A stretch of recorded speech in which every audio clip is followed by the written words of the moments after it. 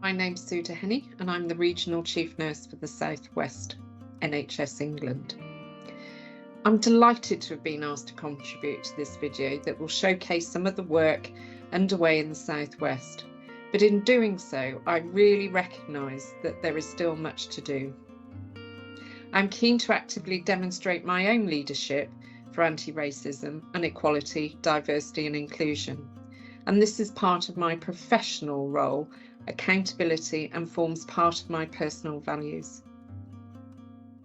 The work undertaken in the South West forms part of the South West Leading for Inclusion strategy, as well as linking to the newly published National High Impact Actions for EDI and the Chief Nursing Officer and Chief Midwifery Officer Ethnic Minority Action Plan. The importance of accountability, leadership and culture features in all three of these areas. In March in the South West, we held the National Black and Minority Ethnic Strategic Advisory Group conference, and we were joined by many of the group's leaders and many other impressive speakers that contributed to a really successful conference. We held a panel session regarding anti-racism, which included reflections on the Employment Tribunal regarding Michelle Cox. It was a challenging and necessary conversation. The conference has led to work with the Chief Nursing Officers in the South West who've made individual commitments to anti-racism. This is really important because our RES data shows we still have a large disparity, for example, within the South West. I really hope you get some benefit from the day. And I also hope that I will get the feedback that can mean that we can develop further and learn together. Thank you. It's so important that data informs the work we do. And whilst we know that improvement is still needed across the board, we're pleased that the South West can report some changes in the right direction. We'll now take a short look at a couple of the programmes that are helping to inform this improvement in the South West: Stay and Thrive, and the Developing Aspirant Leaders course. Hello, my name is Ed Cox and I'm Assistant Director of Nursing with NHS England in the South West. Stay and Thrive is an exciting programme of work with the South West and North East and Yorkshire regions being at the forefront of the programme over the last 18 months. Stay and Thrive aims, through a positive deviance approach, to discover the uncommon yet highly successful practices which improve the experiences of internationally educated colleagues as they join health and care services.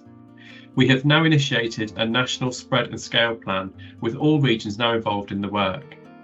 A key output of the Stay and Thrive programme has been the Stay and Thrive bundle, and this highlights 4 key areas which, if undertaken well, will help internationally educated colleagues to stay and thrive. I'd just like to take this opportunity to thank all colleagues, and particularly those in the South West who've helped to deliver the Stay and Thrive work over the last 18 months. It's fantastic to see the South West and North East and Yorkshire regions leading this, and that it has now been adopted by NHS employers, featuring really centrally in the newly published International Retention Toolkit.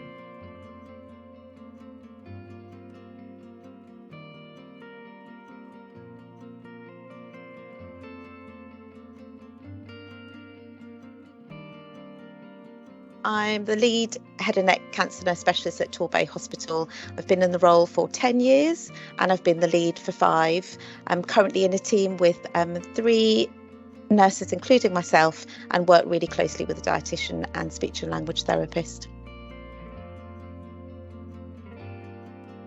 One thing that I really want to highlight is the opportunities for networking that have resulted from doing this programme, which I would never ever have had before, and the fact that there's true representation by the calibre of the speakers. You know, I didn't know that there was an Asian chief nursing officer for Wales, and when she attended one of our sessions and shared her story with us, it's the first time ever in my nursing career where I looked at somebody and listened to somebody and just thought, well, that could be me.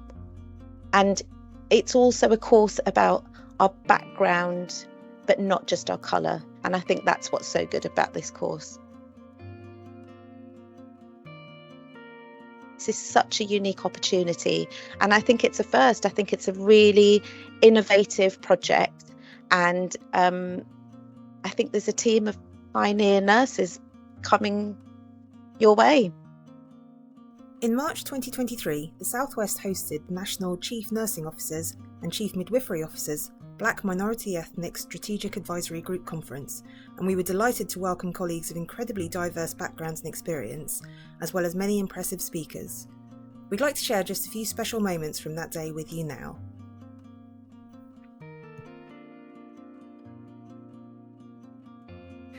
So I started my anti-racism journey just about a year ago by going on one of those cohorts of the Getting to Equity programme that was described to us earlier. And I went into that programme on the assumption comfortably that I wasn't racist, that my personal and professional responsibility was to be inclusive, culturally aware, and live those values and stay aware. And what the Getting to Equity programme showed me was how far off I am, and I certainly was at that point.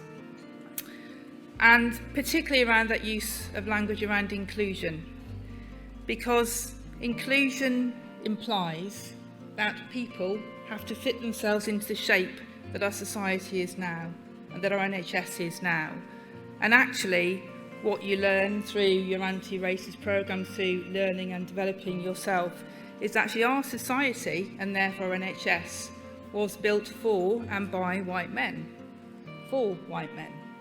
And that's not the fault of those white men in our generations now, clearly, but it is centuries and decades and generations of embedded systemic racist aspects of our society. All of you have brought something new and fresh to this room today.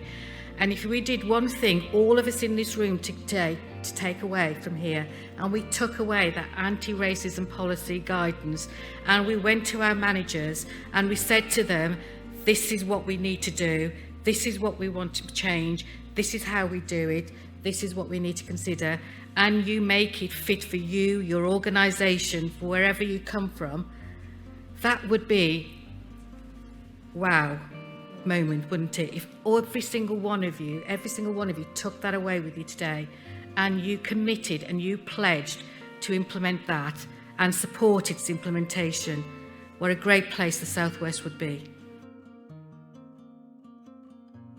I just want to tell you leaders, I know you want to hear our experience because you want to learn from it, but when you listen, when we explain our pain, it's really painful. It's reminding us all the racism again. So when you listen, that's fine, we can share it. But next time, when you meet it, bring your action plan. Yes. We need some change. Otherwise, we are not going to share it anymore. I just let you know. Excellent. Hello, my name is Penny Smith and I'm the Director of Nursing Leadership in the South West region, and I work for NHS England. I lead the work on the National Ethnic Minority Action Plan with Jazzy Chopra-Praval, who is the regional lead for the BME Strategic Advisory Group. You heard from Sue Dehenny at the top of this presentation about the South West Leading for Inclusion strategy, and also the national plan and commitments around EDI. Sue talked about the importance of leadership and culture. I want to build on that further now and talk about the importance of accountability. And you'll see here an accountability framework that goes all the way through to the Chief Nursing Officer, Ruth May. So you can see from this slide, which will be available to you to look at further, that each of the 7 integrated care systems in the South West have a named CNO, CMIDO, Ethnic Minority Action Plan lead. And their role is to work with providers, not only trusts, but along the care pathway to implement the work. It seems complicated, but actually this does ensure that the voice of nursing is heard at all the key forums. This complements trust accountability frameworks and those statutory obligations within integrated care systems, and is a complementary structure. So moving on now to the structure for the BME Strategic Advisory Group. Again, these slides are available to you, but you can see how Jazzy and the various clinical fellows link both to me, but also report directly into the CNO CMIDO BME Strategic Advisory Group. And this provides true insight into what's happening, not only through the leadership arrangements, but also gives feedback, valuable feedback about what's happening day to day. So finally, I want to say it's a privilege to close this video, which has shown just some of the work underway in the South West. But as Sue Dehenny said in her opening remarks, there is still much to do. So our next steps are to continue the work with the chief nurses and wider boards to ensure they're showing impactful leadership to deliver on their legal duties. And we're meeting Ruth May to give the CNO feedback in the middle of July. We're going to drive forward work to develop cultural competence so people not only work for us in the South West, but they thrive and develop. And we're going to be actively anti-racist and really live and deliver the NMC work on anti-racism. In conclusion, I personally commit to you to using my leadership position to make a difference, and I truly hope that you have a good day today. I'm going to be there in the room with you, and I'll be learning with you. Thank you.